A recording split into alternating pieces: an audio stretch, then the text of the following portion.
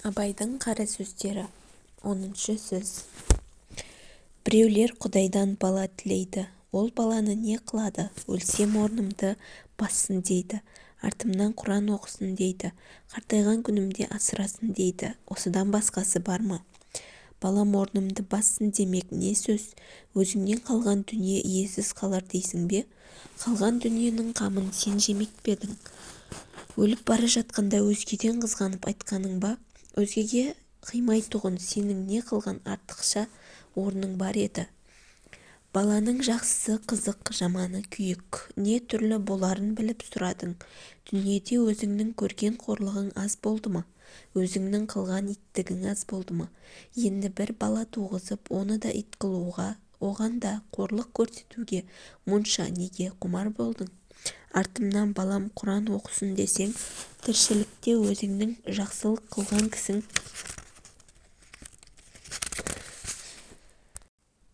көп болса, кім Құран оқымайды? Жаманшылықты көп қылсаң, балаңның Құраны неге жеткізеді?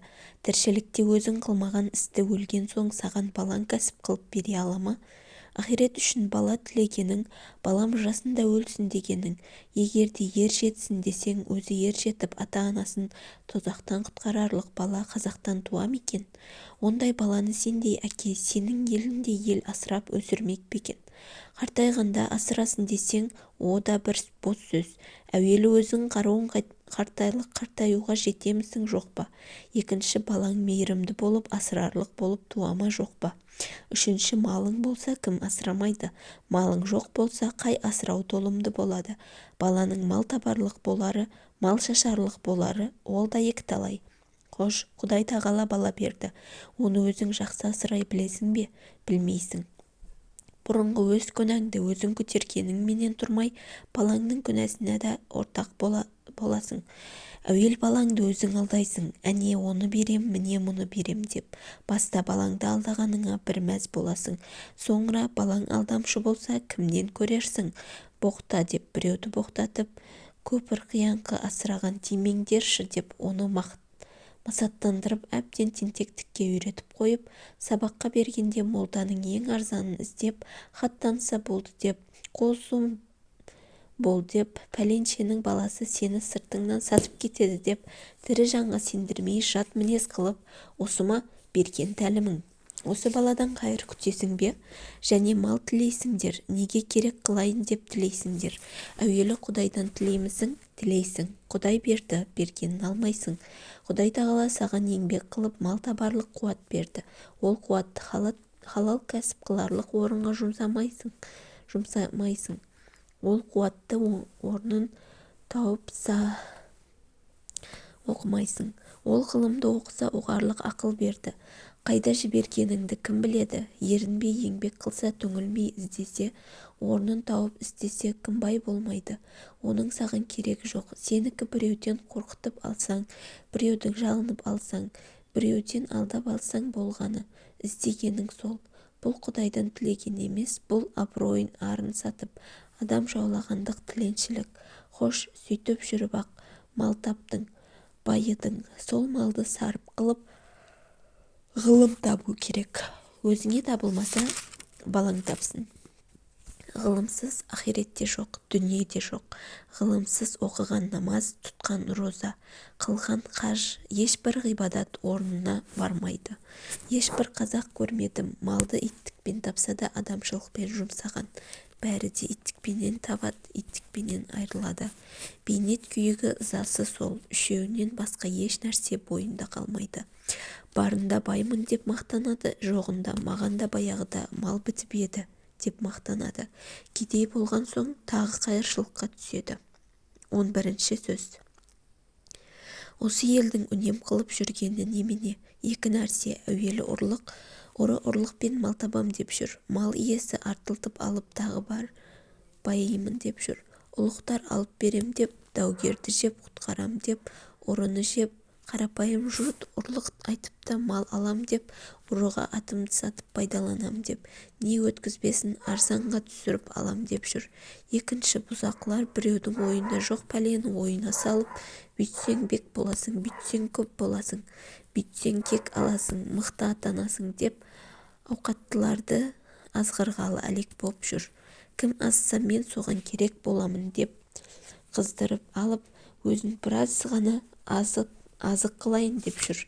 Ұлықтар пәлі-пәлі, бұл табылған ақыл екен. Мен сені бүйтіп сүйеймін деп, ананы жеп, сені бүйтіп сүйеймін деп, мынаны жеп жүр. Қара халық, менің сонша үйім бар, сонша ауыл таяғыңды соғайын, дауыңды айтайын деп, қай көп бергенге партиялас боламын деп, Құдайға жазып, жатпай тұрмай салып жүріп, басын ауылының қатын баласын сатып жүр. Осы бір ұры бұзақы жоғалса, жұртқа ой да түсер еді, шаруа да қылар еді. Бай барын бағып, кедей жоғын іздеп, ал ел секілдініп талапқа тілеуге кірісер еді. Енді жұрттың бәрі осы екі бүлік іске ортақ. Мұны кім түзейді? Анттың, серттің, адалдықтың, ұяттың бір тоқтаусыз кеткеніме ұрыны тыю да оңай болар еді. Бірақ осы бұзақының тіліне еретұғын, азатұғын байларды кім тыяды? 12-ші сөз. Кімде-кім жақсы дүр, жаман дүр ғибадат қылып жүрсе, оны ғибадаттан тыюға аузымыз бармайды. Әйтеуір жақсылыққа қылған ниеттің жамандығы жоқ қой дейміз. Ләкин сондай адамдар толымды ғибадатқа ғылымы жетпесе де қылса екен, бірақ оның екі шарты бар, соны білсе екен. Әуелі иманның иқтиқатын махкемлемек керек. Екінші, үйреніп жеткенше осы да болады ғой демей, үйрене берсе керек. Кімде-кім үйреніп жетпей жатып, үйренгенін қойса, оны Құдай ұрды. Ғибадаты ғибадат болмайды. Ләкин кімде-кім иман неше нәрсе бірлән кәмәлат табатұғын, неше жерден бұзылатұғынын білмей басына шалма орап, бірадар атын көріп, рузашыл, намазшыл болып жүргені көңілге қалың бермей тұрып, жартысын салғанға ұқсайды. Күзетшісіз, ескерусіз иман тұрмайды. Ықыласымен өзін-өзі ыңдап, шын діни шыншылдап, жаны ашып тұрмаса, салғырттың иманы бар деп болмайды. 13-ші сөз. Иман деген Алла Табарака ва Тағаланың шариксіз, ғайыпсыз бірлігіне, барлығына хар неге бізге пайғамбарымыз саллаллаху алейхи уассалам арқылы жіберген жарлығына білдіргеніне мойынсұнып инанмақ. Енді бұл иман дерлік инануға екі түрлі нәрсе керек. Әуеліне нәрсеге иман келтірсе, соның хақтығына ақылы бірлән дәлел жүргізерлік болып, ақылы дәлел испат қыларға жараса мұны якины иман десек керек. Екінші, кітаптан оқу бірлән яки молдалардан есту бірлән иман келтіріп, сол иман келтірген нәрсесіне соншалық беріктік керек. Біреу өлтіремін деп қорқытса да, мың кісі мың түрлі іс көрсетсе де, соған айнып көңілі қозғамастай берік боларға керек. Бұл иманды иман тәклиді дейміз. Енді мұндай иман сақтауға қорықпас жүрек, айнымас көңіл, босанбас буын керек екен. Якине иман бар деуге ғылымы жоқ, тәклиде иманы бар деуге беріктігі жоқ. Я алдағанға, я азғырғанға, я бір пайдаланғанға қарап, ақты қара деп, я қараны ақ деп, я өтірікті шын деп, ант ететұғын кісіні нен дейміз? Құдай Тағала өзі сақтасын. Әрнешік білмек керек. Жоғарғы жазылмыш екі түрліден басқа иман жоқ. Иманға қарсы келерлік орында ешбір пенде Құдай Тағала кеңшілігіменен кешеді дағы демессің. Аның үшін Құдай Тағаланың ғафуына яки пайғамбарымыздың шафағатына сыймайды. Мүмкін де емес. Қылыш арасында серт жоқ деген жалған мақалды қуат көрген мұндай пенденің жүзі құрсын. 14-ші сөз. Тірі адамның жүректен аяулы жері бола ма? Біздің қазақтың жүректі кісі дегені, батыр дегені, онан басқа жүректің қасиеттерін анық білмейді. Рақымдылық, мейірбандылық, әрбір түрлі адам баласын өз бауырым деп өзіне ойлағандай ойды оларға да болса игі еді демек. Бұлар жүрек ісі асықтықта. Жүрек ісі тіл жүректің айтқанына көнсе жалған шықпайды. Амалдың тілін алса, жүрек ұмыт қалады. Біздің қазақтың жүректісі мақтауға сыймайды.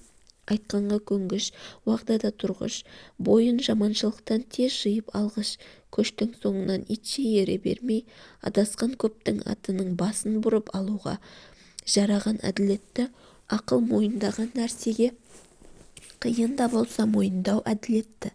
Ақыл мойындамаған нәрсеге оңай да болса мойындамау ерлік. Батылдық осы болмаса, қазақтың айтқан батыры әншейін жүректі емес, қасқыр жүректі деген сөз. Қазақ та адам баласы ғой, көбі ақылсыздығынан азбайды. Ақылдының сөзін ұғып аларлық жүректе жігер, қайрат, байлаулылықтың жоқтығынан азады. Білместігімен қылдым дегеннің көбіне нанбаймын. Білімді білсе де арсыз қайратсыздығынан ескермей ұстамай кетеді. Жаманшылыққа бірігіп кеткен соң бойын жиып алып кетерлік қайрат қазақта кем болады. Осы жұрттың көбінің айтып жүрген мықты жігіт, ер жігіт, пысық жігіт деп ат қойып жүрген кісілерінің бәрі бәлеге жаманшылыққа еліртпек үшін бірін-бірі айда батырлап қыздырып алады да артын ойлатпай азғыратұғын сөздері. Әйтпесе, Құдайға терістіктен не ар мен ұятқа терістіктен сілкініп бойын жиып ала алмаған кісі үнемі жаманшылыққа, мақтанға салынып, өз бойын өзі бір тексермей кеткен кісі. Тәуір түгіл әуелі адам ба өзі? 15-ші сөз. Ақылды кісі мен ақылсыз кісінің менің білуімше бір белгілі парқын көрдім. Әуел пенде адам болып жаратылған соң дүниеде ешбір нәрсені қызық көрмей жүре алмайды. Сол қызықты нәрсесін іздеген кезі өмірінің ең қызықты уақыты болып ойында қалып, сонда есті адам орынды іске қызығып құмарланып іздейді екен дағы, күнінде айтса құлақ ойласа көңіл сүйсінгендей болады екен. Оған бұл өткен өмірдің өкініші де жоқ болады екен. Есер кісі орнын таппай не болса сол бір баянсыз, бағасыз нәрсеге қызығып, құмар болып, өмірінің қызықты, қымбатты шағын итқорлықпен өткізіп алады екен дағы, күнінде өкінгені пайда болмайды екен. Жастықта бұл қызықтан соң бір қызық тауып алатын кісімсіп, жастығы тоза бастайды, буыны босамастай көріп жүріп бірер қызықты қуғанда-ақ мойны қатып, буыны құрып, екі талапқа қайрат қылуға жарамай қалады екен. 3. Әрбір нәрсеге қызықпақтық ол өзі бойға құмарлық нәрсе екен. Әрбір құмарлық өзіне бір түрлі дерт болады екен. Әрбір құмар болған нәрсеге жеткенде, яки әне-міне жетер-жетпес болып жүргенде бір түрлі мастық пайда болады екен. Әрбір мастық бойдан оғатты көп шығарып, ақылдың көзін байлап, төңіректегі қараушылардың көзін ашып, ананы-мынаны дегізіп, бойды сынататұғын нәрсе екен. Сол уақытта есті кісілер үлкен есі шықпай, ақылды қолдан жібермей, бойын сынатпай жүріп ізденеді екен.